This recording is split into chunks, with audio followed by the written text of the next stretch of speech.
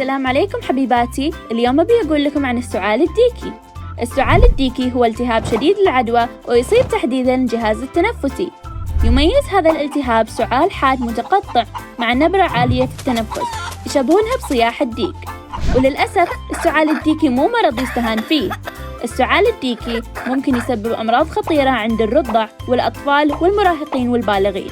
كل سنة يتم تسجيل تقريباً 24 مليون حالة من السعال الديكي حول العالم، وحوالي 160 ألف حالة وفاة سنوياً. 50 ألف من هذه الوفيات هم من الرضع، الله يكفينا وياكم الشر. يحصل الأطفال على أول لقاح للسعال الديكي مع التيتانوس والدفتيريا في عام 2 على الأقل، وهذا يعني أن الطفل معرض للإصابة بالمرض في هذا الوقت.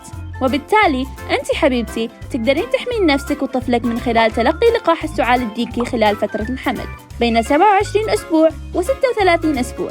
لما تاخذين اللقاح يتم نقل الأجسام المضادة اللي يصنعها جسمك إلى الجنين، وهذا بيوفر له الحماية في الشهور الأولى من بعد الولادة. أيضاً هذا اللقاح بيحميك أنت، يعني جسمك ما بيكون معرض للإصابة بالعدوى، وأيضاً راح يفرز أجساماً مضادة في الحليب توفر حماية إضافية للرضيع. لو سمحتي اسألي الدكتور عن التطعيم ضد السعال الديكي أثناء الحمل.